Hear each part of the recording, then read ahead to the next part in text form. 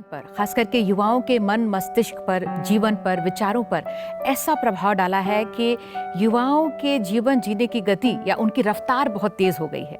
आपकी क्या सोच है? देखिए, हमारे जीवन के अंदर और जो पर्टिकुलरली जो युवा लोग हैं, उनके ड्रीम्स हैं, उनके सपने हैं, वो अपने सपनों को पूरा करना चाहते हैं और उसी के पीछे लगे हुए हैं। और अगर टेक्नोलॉजी उनकी मदद करती है उन सपनों को पूरा करने के लिए, तो वो टेक्नोलॉजी के पीछे लगने के लिए तैयार है।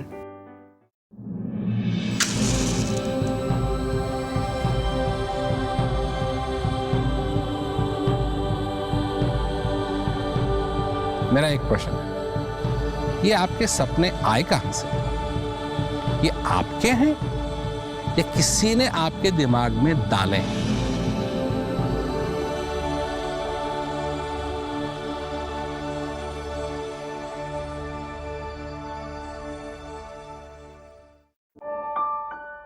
आज मेरा सौभाग्य है कि इस कार्यक्रम में मैं शांतिदूत, लेखक और मानवतावादी श्री प्रेम रावत जी का स्वागत करने जा रही हूं और साथ ही साथ उनसे बातचीत करने का मौका मिला है। प्रेम रावत जी हमारे साथ हैं। आपका बहुत बहुत स्वागत है। नमस्कार। आपको भी नमस्कार, आपके श्रोताओं को भी नमस्कार। प्रेम जी, अगर आज के दौर में हम देखें तो हमारे देश भारत में अन्य देशों की तुलना में युवा अशांत से हो जा रहे हैं, तो आप क्या समझते हैं कि ये जो टेक्नोलॉजी है, क्या हमें एक बेहतर जिंदगी दे सकती है? क्या हमें ज्यादा सुख दे सकती है जीवन में? आपकी क्या सोच है? सपने बचपन में डाले जाते हैं, तू बड़ा होगा, तू ये करेगा, तू वो करेगा, तू पढ़ लिख, इससे तू और पैसे कमाएगा। और हम लग जाते हैं और यही रट लगी हुई है, अब ये करना है, अब वो करना है, अब वो करना है, अब वो करना है, वो करना है।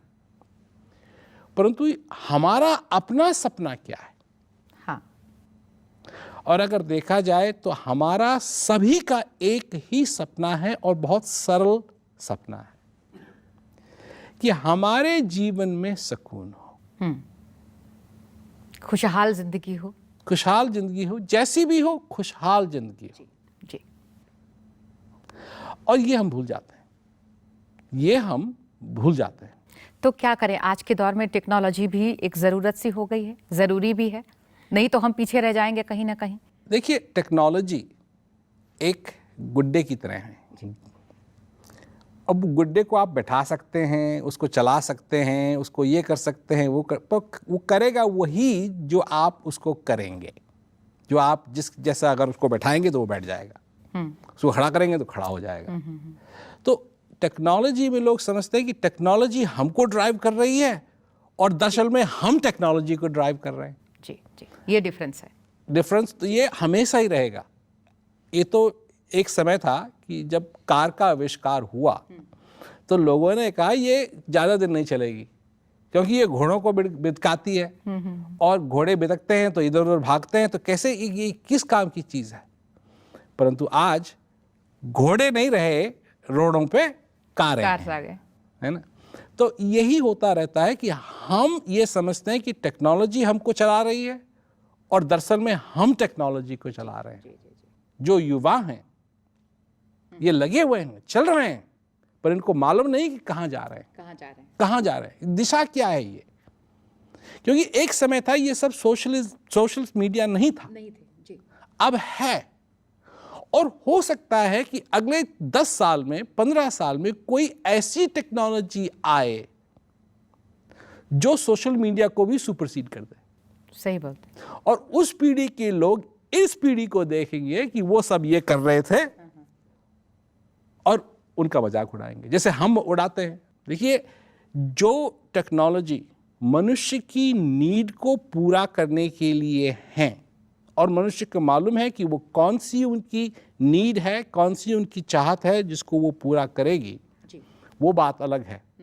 परंतु वो टेक्नोलॉजी जिसका ना सिर है और ना पैर है और लोग लगे हुए हैं, उसके बारे में सोचना, उसके बारे में कम से कम 2 बार सोचना चाहिए उससे पहले कि उसके पीछे लगे।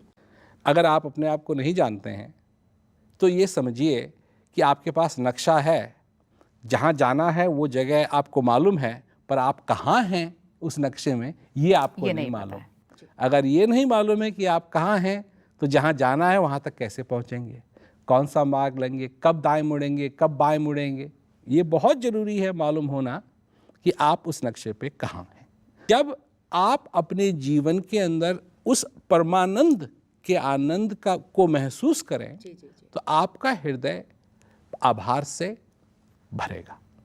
आपके जीवन में आभार होना बहुत जरूरी है। जी बिल्कुल, मतलब आभार होना चाहिए। अगर नहीं है आभार, अब जैसे लालच है, सारी दुनिया को लालच खाया जा रहा है, पर जो लालच नाम का जो रोग है उसकी एक दवाई है। जी जरूर, आप बताइए उसको। और वो दवाई है किसी चीज को एंजॉय करना, उसका आनंद लेना। क्योंकि जो लालची है वो किसी चीज का ये आनंद नहीं ले सकता। अच्छा, अब आनंद अगर लेने लगेगा वो, तो जैसे होता है ना, अगर कोई चीज़ आपको पसंद आई, जैसे अगर रेडियो पे ही कोई गाना चल रहा है, आपको पसंद आया, तो क्या करेंगे आप? उस रेडियो का वॉल्यूम बढ़ा देते ताकि और लोग भी सुने। हाँ। अगर आप खाना बना रहे हैं और कोई ऐसा पदार्थ आपने बनाया जो कि आपको बहुत अच्छा लगा, तो आप क्या कहेंगे? आओ चखो। जी बिल्कुल। ये स्वयं बात है। और जहां मनुष्य अपने जीवन का आनंद लेने लगे, तो लालच नहीं रहेगा। सच कहूं तो पहले से मुझे कुछ पता नहीं था, लेकिन मेरे कुछ साथी हैं और लगातार उनको सुनते हैं, उनको अपने जीवन में उनके संदेशों को लागू करते हैं, तो उनसे प्रेम रावत जी के बारे में मुझे पता चला और सुनकर सचमुच मैं भी बहुत प्रभावित हूँ।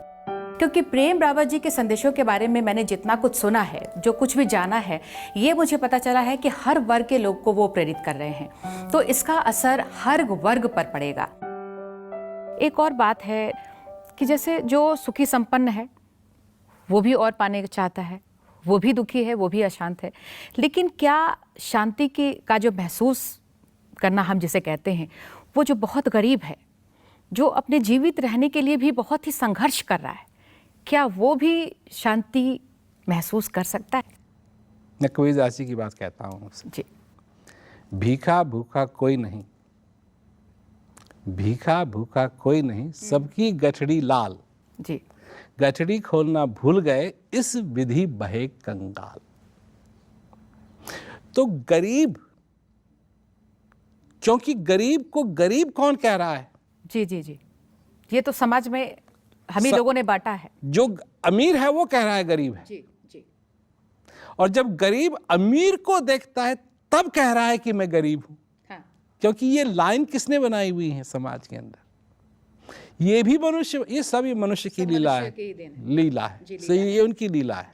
और उन्हीं को नहीं मालूम कि वो क्या लीला कर रहे हैं और क्या लीला खेल रहे हैं। जो लीलाधारी है उसको तो अच्छी तरीके से मालूम है, जो भगवान है लीलाधारी, उसको मालूम है कि वो क्या लीला कर रहा है। परंतु मनुष्य जब लीलाधारी बनता है तो उसको कुछ नहीं मालूम है कि वो कैसी लीला कर रहा है। वो एक दूसरे को तबाह करने में लगा हुआ है। वो सोच रहा है कि मैं दूसरे को मार रहा हूँ, वो मार खुद को रहा है, क्योंकि एक दिन वो होगा। तो यही समझने की बात है, गरीब किसने बनाया? गरीब किसने बनाया?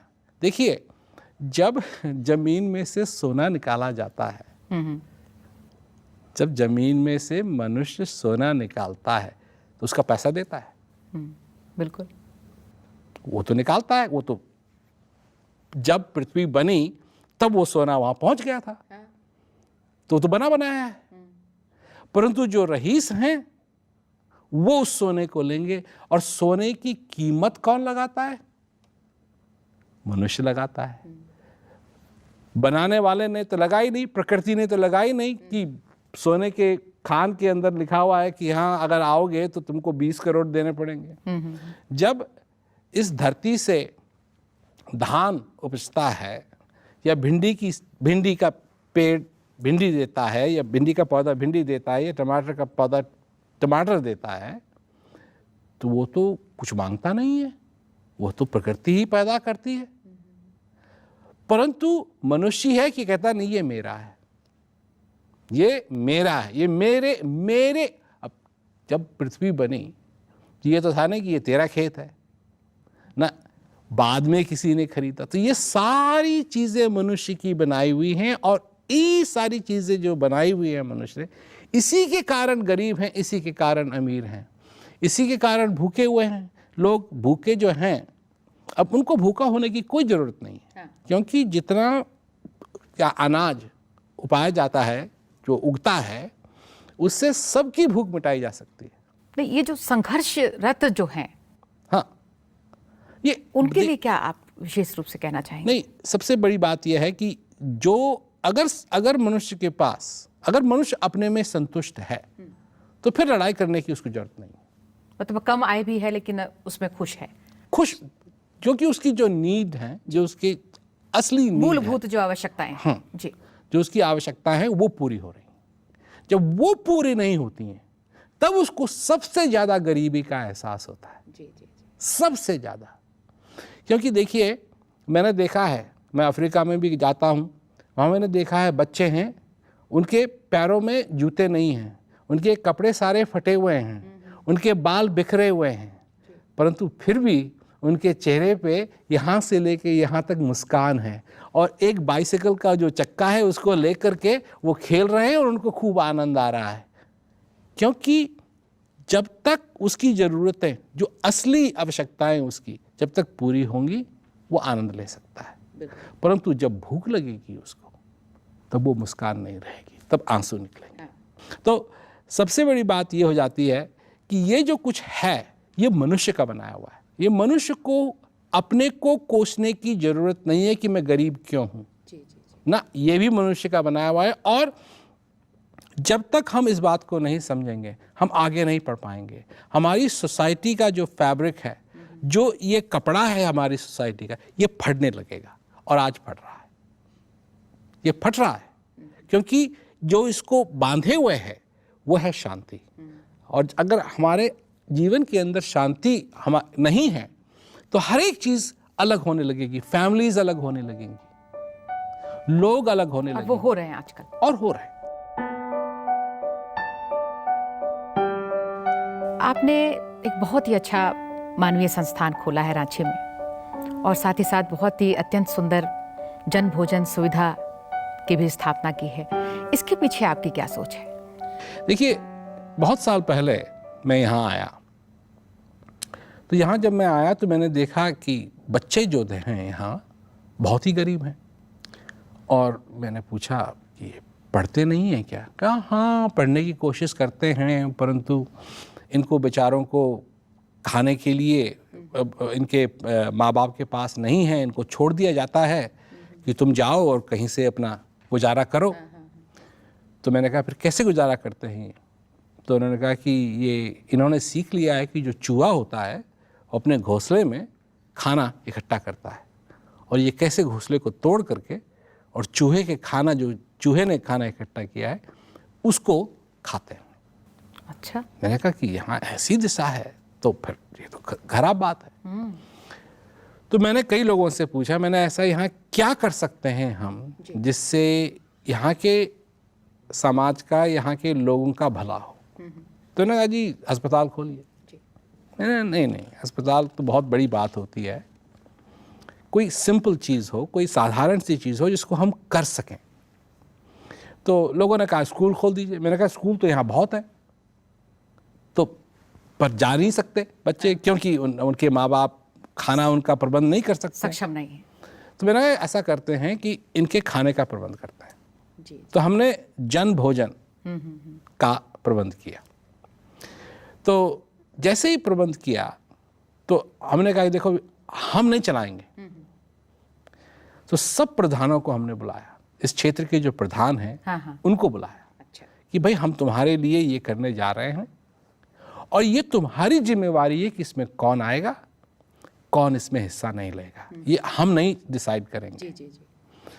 तो उन्होंने डिसाइड किया, उन्होंने इसका निर्णय लिया, और बच्चे आना शुरू हो गए। हमने कहा नहीं, हम सिर्फ खाना ही नहीं देना चाहते हैं, कुछ बेसिक छोटी छोटी बातें हैं जो हम बच्चों को सिखाना चाहते हैं। जी। तो गौसलखाने बनवाए। ये तो आज क्या कहते हैं, कोशिश हो रही है कि हिंदुस्तान भर में बने, हाँ, परंतु उसी समय और हॉल के बाहर जहाँ वो खाने के लिए जाते हैं वहाँ बाहर नल के लगवाए कि नहीं, पहले आओ, हाथ धो और फिर अंदर जा सकोगे। तो मैंने देखा कि पहले तो बच्चों को ये था कि ये क्या हो रहा है, है ना? तो आए तो उनको नहीं था, फिर कई बच्चे ही अब एक दूसरे को कहते नहीं, तूने हाथ नहीं धोए, तू जा हाथ धो।